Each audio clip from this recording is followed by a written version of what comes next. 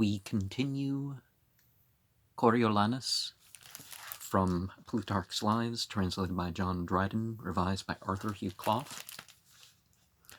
Of all the numerous wars and conflicts in those days, there was not one from which he returned without laurels and rewards, and whereas others made glory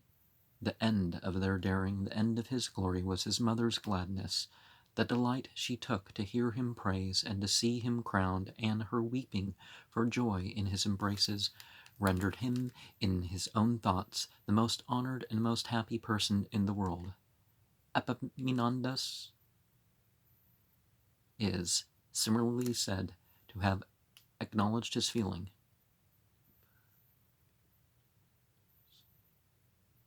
that it was the greatest felicity of his whole life that his father and mother survived to hear of his successful generalship and his victory of Lucreta, and that he had the advantage indeed to have both his parents partake with him and enjoy the pleasure of his good fortune. But Marcius, believing himself bound to pay his mother Volumnia all that gratitude and duty which would have belonged to his father, had he also been alive, could never satiate himself in his tenderness and respect to her. He took a wife also at her request and wish, and continued even after he had children to live still with his mother, without parting families.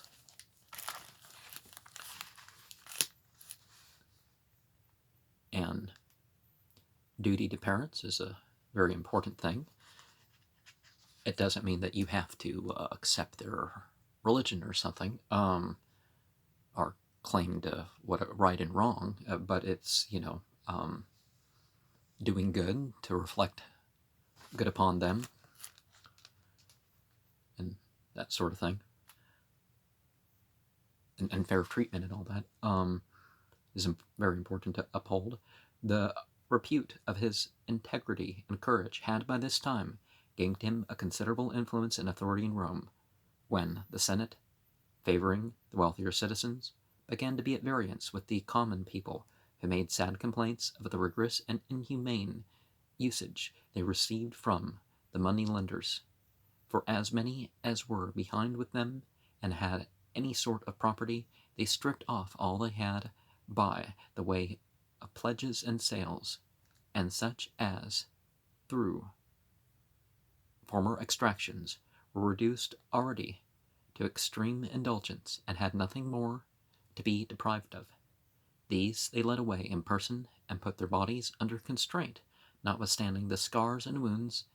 that they could show in attestation of their public services in numerous campaigns,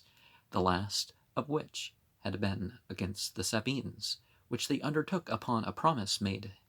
by the rich creditors, and that they would not treat them with more gentleness for the future. Marcus Valerius, the consul, having by order from the Senate engaged also for the performance of it, but when, after they had fought courageously and beaten the enemy, there was nevertheless no moderation or forbearance used, and the Senate also professed to remember nothing of that agreement, and sat without testifying the least concern to see them dragged away like slaves, and their goods seized upon as formerly, there began now to be more open disorders and dangerous meetings in the city, and the enemy, also aware of the popular confusion, invaded and laid waste the country. And when the consuls now gave notice that all who were of an age to bear arms should make their personal appearance, but found no one regard the summons, the members of the government, and then coming to consult what course should be taken, were themselves again divided in opinion. Some thought it most advisable to comply a little in favor of the poor by relaxing their overstrained rights, and mitigating the extreme rigor of the law, while others withstood this proposal, Marcius in particular, with more vehemence than the rest, alleging that the business of money on either side was not the main thing in question, urged that this disorderly proceeding was but the first insolent step towards open revolt against the laws, which it would become the wisdom of the government to check at the earliest moment. There had been frequent assemblies of the whole Senate, within a small compass of time about this difficulty, but without any certain issue. The poor commonalty, therefore, perceiving there was likely to be no redress of their grievances, on a sudden collected in a body, and encouraging each other in the resolution, forsook the city with one accord, and seizing the hill, which is now called the Holy Mount, set down by the river Anio, without committing any sort of violence or seditious outrage, but merely exclaiming, as they went along, that they had this long time past been, in fact, expelled and excluded from the city by the cruelty of the rich, that Italy would everywhere afford them the benefit of air and water, and a place of burial, which was all they could expect of the city, unless it were perhaps the privilege of being wounded and killed in time of war for the defense of their creditors. The Senate, apprehending the consequences, sent the most moderate and popular men of their own order to treat with them. Now, one of the correlations between the Greeks and the Celts is that the Celts also, they tried to have sacred places pop up pretty much everywhere. They had local and universal heroes and stories and stuff.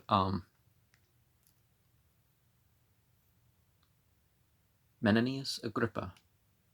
their chief spokesman, after much entreaty to the people, much plain speaking on behalf of the Senate, concluded at length with the celebrated fable. It once happened, he said, that all the other members of a man mutinied against the stomach, which they accused as the only idle, uncontributing part in the whole body, while the rest were put to hardships and the expense of much labor to supply and minister to its appetites. The stomach, however, merely ridiculed the silliness of the members, who appeared not to be aware that the stomach certainly does receive the general nourishment,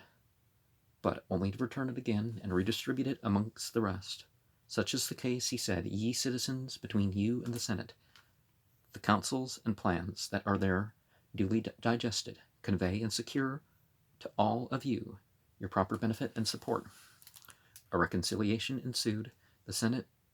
acceding to the request of the people for the annual election of the 5 protectors, for those in need of succor, the same that are now called the tribunes of the people, and the first 2 they pitched upon were Junius Brutus and Sicinius Villetus, their leaders in the succession. The city being thus united, commons stood presently to their arms, and followed their commanders to the war with great alacrity. As for Marcius, though he was not a little vexed himself to see the populace prevail so far and gain ground of the senators, and might observe many other patricians have the same dislike of the late concessions, yet he besought them not to yield at least the common people in the zeal, and besought them not to yield at least to the common people in zeal and forwardness they now show for their country's service, but to prove that they were superior to them, not so much in power and riches as in merit and worth. The Romans were now at war with the Volscian nation, whose principal city was Coriolanus. When, therefore, Comenius, the consul, had invested this important place, the rest of the Volscians, fearing it would be taken, mustered up whatever force they could from all parts to relieve it, designing to give the Romans battle before the city, and so attack them on both sides. Comenius, to avoid this inconvenience, divided his army, marching himself with one body to encounter the Volscians on their approach from without, and leaving Titus Lartius, one of the bravest Romans of his time, to command the other to continue the siege. Those within Coriolanus, despising now the smallness of their number, made a sally upon them, and prevailed at first, and pursued the Romans into their trenches. Here it was that Marcius, flying out with the slender company, and cutting those in pieces that first engaged him, obliged the other assailants to slacken their speed, then, with loud cries, called upon the Romans to renew the battle. For he had what Cato thought was a great point in a soldier, not only strength of hand and stroke, but also a voice and look that of themselves were a terror to the enemy. Diverse of his own party, Marcius, not content to see them Now rallying and making up to him, the enemy soon retreated, but Marcius, not content to see them draw off and retire, pressed hard upon the rear, and drove them, as they fled away in haste, to the very gates of their city, where, perceiving the Romans to fall back from their pursuit, beaten off by the multitude of darts, poured in upon them from the walls, and that none of his followers had the hardiness to think of falling in pell-mell among the fugitives, and so, entering a city full of enemies and arms, he nevertheless stood and urged them to the attempt, crying out that fortune had now set open Corioli not so much to shelter the vanquished as to receive the conquerors. Seconded by a few that were willing to venture with him, he bore along through the crowd, made good his passage, and thrust himself into the gate through the midst of them, nobody at first daring to resist him. But when the citizens, on looking about, saw that a very small number had entered, they now took courage and came up and attacked them. A combat ensued of the most extraordinary description, in which Marcius, by strength of hand and swiftness of foot, and daring of soul, overpowering every one that he assailed, succeeded in driving the enemy to seek refuge, for the most part, in the interior of the town, while those remaining submitted and threw down their arms, thus affording Lartius abundant opportunity to bring the rest of the Romans with ease and safety. Corioli being thus surprised and taken, the greater part of the soldiers employed themselves in spoiling and pillaging it, while Marcius indignantly reproached them, and exclaimed that it was a dishonorable and unworthy thing when the consul and their fellow citizens had now perhaps encountered the other Volscians, and were hazarding their lives in battle, basely to misspend the time in running up and down for booty, and under a pretense of enriching themselves, keep out of danger. Few paid him any attention, but, putting himself at the head of these, he took the road by which the consul's army had marched before him, encouraging his companions and beseeching them as they went along, not to give up, and praying often to the entities too, that he might be so happy as to arrive before the fight was over, and come seasonably up to assist Cominius and partake in the peril of the action. It was customary with the Romans of that age, when they were moving into battle array, and were on the point of taking up their bucklers and girding their coats about them, to make at the same time an unwritten will or verbal testament, and to name who should be their heirs, in the hearing of 3 or 4 witnesses. In this precise posture Marcius found them at his arrival, the enemy being advanced within view. They were not a little disturbed by his first appearance, seeing him covered with blood and sweat, and attended with a small train. But when he hastily made up to the consul with gladness in his looks, giving him his hand, and recounting to him how the city had been taken, and when they saw Cominius also embrace and salute him, everyone took fresh heart, those that were near enough hearing, and those that were at a distance guessing what had happened, and all cried out to be led to battle. First, however, Marcius desired to know of him how the Volscians had arrayed their army, and where they had placed their best men, and, on his answering that he took the troops of the Antiates in the center to be their prime warriors, that would yield to none in bravery, let me demand and obtain of you, said Marcius, that we may be posted against them. The consul granted the request with much admiration for his gallantry, and when the conflict began by the soldiers darting at each other, and Marcius sallied out before the rest, the Volscians opposed to him were not able to make heed against him. Wherever he fell in, he broke their ranks, and made a lane through them. But the parties, turning again, and enclosing him on each side with their weapons, the consul, who observed the danger he was in, dispatched some of the choicest men he had for his rescue. The conflict then growing warm and sharp about Marcius, and many falling dead in a little space, the Romans bore so hard upon their enemies, and pressed them with such violence, that they forced them at length to abandon their ground and to quit the field, and going now to prosecute the victory, they besought Marcius tired out with his toils, and faint and heavy through the loss of blood, that he would retire to the camp. He replied, however, that the weariness was not for conquerors, and joined with them in the pursuit. The rest of the Volscian army was, in like manner, defeated, great numbers killed, and no less taken captive. The day after, when Marcius, with the rest of the army, presented themselves at the consul's tent, Cominius rose, and having rendered all due acknowledgment to those considered gods and goddesses for the success of that enterprise, turned next to Marcius, and the first of all delivered the strong encomium upon his rare exploits, which he had partly been an eyewitness of himself in the late battle, and had partly learned from the testimony of Lartius, and then he required him to choose a 10th part of all treasure, and horses and captives that had fallen into their hands, before any division should be made to others, besides which he made him the special present of a horse with trappings and ornaments in honor of his actions. The whole army applauded. Marcius, however, stepped forward,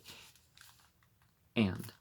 declaring his thankful acceptance of the horse and his gratification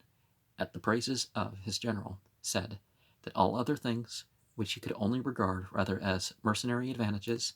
than any significations of honor, he must waive, and should be content with the ordinary proportion of such rewards. I have only, said he, one special grace to beg, and this I hope you will not deny me. There was a certain hospitable friend of mine among the Volscians, a man of probity and virtue, who is become a prisoner, and from former wealth and freedom is now reduced to servitude. Among his many misfortunes, let my intercession redeem him from the one of being sold as a common slave. Such a refusal and such request on the part of Marcius were followed with yet louder acclamations, and he had more admirers of this generous superiority to avarice than of the bravery he had shown in battle. The very persons who conceived the same envy, and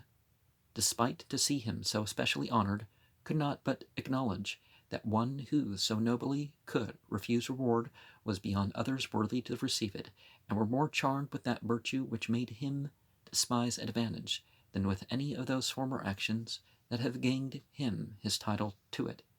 It is the higher accomplishment to use money well than to use arms, but not to need it is more noble than to use it. It's even more noble to be able to distinguish between what one's needs and one's wants. I will try to maintain my library and such, but if I'm forced to walk away with,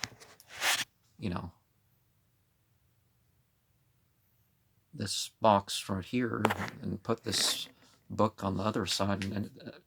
these couple books on this tote here, that can be my needs fulfilled, right? Well, I mean, technically you can survive without books, but you know what I mean. People think, oh, I need to. Well, if you're eating and drinking and you're allowed your spiritual freedom to operate in your body, when the noise of approbation and applause ceased, Cominius, resuming, said, "It is idle, fellow soldiers, to force and obtrude those other gifts of ours on one who is unwilling to accept them. Let us therefore give him one such of a kind that he cannot reject it. Let us pass a vote, that he shall hereafter be called Coriolanus, unless you think that his performance at Corioli itself has anticipated any such resolution. Hence, therefore, he had this third name of Coriolanus, making it all plainer that Caius was a personal proper name, and the second or surname, Marcius, one common to his house and family, the third being a subsequent addition which used to be imposed either from some particular act or fortune, boldly characteristic or goodly quality of the bearer, just as the Greeks too gave additional names in old time, in some cases, from some achievement. Now, the ancient Egyptians and the Arabs, well, the Semites as a whole, you make your way up to 5 names as a Soter, for example, and Kalanikas, our personal appearance, as Fuscon and Gruppus, good qualities, Ergetes and Philadelphus, good fortune, Eudaimon, the title of the second Bacchus, did I say Battus? Several monarchs have also had names given them in a mockery, as Antigonus was called Doson, and Ptolemy Lathoros. This sort of title was yet more common among the Romans.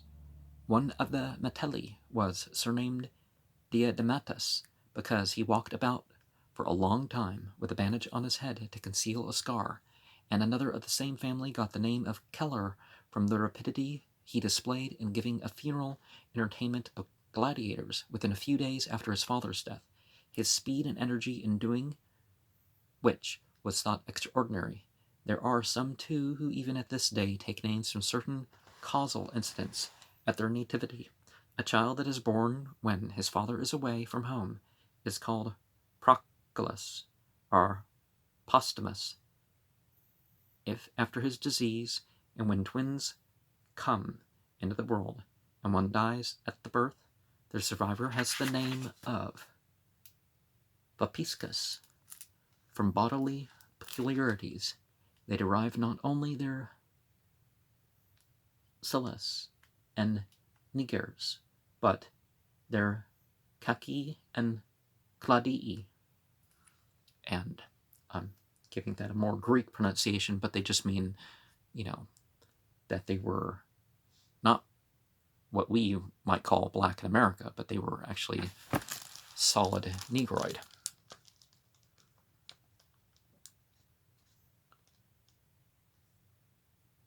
And, of course, referring to people, oh, well, he's the red because of his red beard, and it's like, so, it's not a slur. People need to stop thinking that descriptive terms are automatically some sort of, they're Gaki and Cladii, wisely endeavoring to accustom their people not to reckon either the loss of sight or any other bodily misfortune as a matter of disgrace to them, but to answer to such names without shame, as if it were that they were really their own. But this discussion better befits another place. Yeah, there's a lot to go into it, and people need to stop with this. Ableist, you're presuming I'm not disabled. How dare you talk to me like you presume that I'm not Stop it. The war against the Volscians was no sooner at an end than the popular orators received domestic troubles and raised another sedition, without any new cause or complaint or just grievance to proceed upon, but merely turning the very mischiefs that unavoidably ensued from their former contests into a pretext against the patricians. The greatest part of their arable land had been left unsown and without tillage, and the time of war allowing them no means or leisure to import provisions from other countries, there was an extreme scarcity. The movers of the people then observing that there was no corn to be brought in, and that if there had been, they had no money to buy it, began to calumniate the wealthy with false stories and whisper it about, as if they, out of their malice, had purposely contrived the famine. Meanwhile there came an embassy from the Velitrani, proposing to deliver up their city to the Romans, and desiring they would send some new inhabitants to people it, as a late pestilential disease had swept away so many of their natives, that there was hardly a tenth part remaining of their whole community. This necessity of the Velitrani was considered by all more prudent people as most opportune in the present state of affairs, since the dearth made it needful to the ease of the city of its superfluous members, and they were in hope also at the same time to dissipate the gathering sedition by ridding themselves of the more violent and hated partisans, and discouraging, so to say, the elements of disease and disorder in the state. The consuls, therefore, singled out such citizens to supply the desolation at Velitra, and gave notice to others that they should be ready to march against the Volscians, with the politic design of preventing intestine broils by employment abroad, and in the hope that when rich as well as poor, plebeians and patricians should be mingled again in the same army and the same camp, and engage in one common service for the public, it would mutually dispose them to reconciliation and friendship. Now, one of the things that we should probably look at is the fact that our word for politics comes from the word citizen and polite. We're supposed to merge that in our, public power struggles, you could say. But Sicinius and Brutus, the popular orators, interposed, crying out that the consuls disguised the most cruel and barbarous action in the world under that mild and plausible name of a colony, and were simply precipitating so many poor citizens into a mere pit of destruction, bidding them settle down in a country where the air was charged with disease and the ground covered with dead bodies, and expose themselves to the evil influence of a strange and angered deity. And then, as if it would not satisfy their hatred to destroy some by hunger, and offer others to the mercy of a plague, they must proceed to involve them also in the needless war of their own making, that no calamity might be wanting to complete the punishment of the citizens for refusing to submit to that of slavery to the rich. Some lessons there, but let's not just presume that ease and hardship are necessarily proof that, there's some deity that's pleased or displeased with you. Look more of the content of your character, what you believe and what you're doing and all that. By such addresses the people were so possessed that none of them would appear upon the consular summons to be enlisted for the war, and they showed entire aversion to the proposal for a new plantation, so that the Senate was at a loss what to say or do. But Marcius, who began now to bear himself higher and to feel confidence in his past actions, conscious too of the admiration of the best and greatest men of Rome, openly took the lead in opposing the favorers of the people. The colony was dispatched to Velitra, those that were chosen by lot compelled to depart upon high penalties, and when they obstinately persisted in refusing to enroll themselves for the Volscian service, he mustered up his own clients, and as many others as could be wrought upon by persuasion, and with these made inroad into the territories of the Antiates, where, finding a considerable quantity of corn and collecting much booty, both of cattle and of prisoners, he reserved nothing for himself in private, but returned safe to Rome, while those that ventured out with him were seen laden with pillage, and driving their prey before them. This sight filled those that had stayed at home with regret for their perseverance, with envy at their fortunate fellow citizens, and with feelings of dislike to Marcius, and hostility to his growing reputation and power, which might probably be used against the popular interest. Not long after, he stood for the consulship, when, however, the people began to relent and incline to favor him, being sensible what a shame it would be to repulse and affront a man of his birth and merit after he had done them so many signal services. It was unusual for those who stood for offices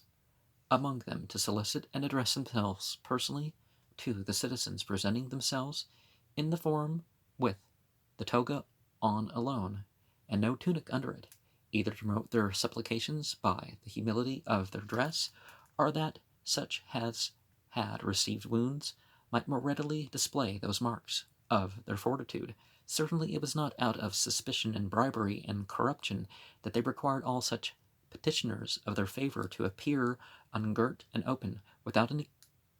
close garment, as it was much later, and many ages after this, that buying and selling crept in at their elections, and money became an ingredient in the public suffrages, proceeding thence to attempt their tribunals and even to attack their camps, till, by hiring the valiant and enslaving iron to silver, it grew master of the state, and turned their commonwealth into a monarchy. For it was well and truly said that the first destroyer of the liberties of the people is he who first gave them bounties and largesses. At Rome, the mischief seems to have stolen secretly in, and by little and little, not being at once discerned and taken notice of, it is certainly known who the man was that did there first either bribe the citizens or corrupt the courts, whereas in Athens, Anytus, the son of Anthemion, is said to have been the first that gave money to the judges when on his trial toward the latter end of the Peloponnesian War, for letting the fort of Pylos fall into the hands of the enemy in a period while the pure and golden race of men were still in possession of the Roman Forum. Marcius, therefore, as the fashion of the candidates was, showing the scars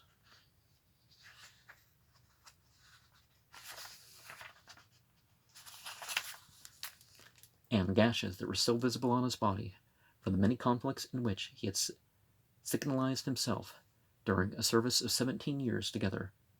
they were, so to say, put out of countenance at this display of merit, and told one another that they ought in common modestly to create him consul. Now, one of the things that we definitely find is that, like today, they look at opinion polls and figure, well, how much do we have to give the people? Rather than reducing taxes or making most of the taxes go towards stuff for the people, they figure out just how much we have to placate them to keep them on our side or keep them from rioting at the very least. Of course, a lot of politicians are encouraging racial discrimination and rioting and all that. But, this buying of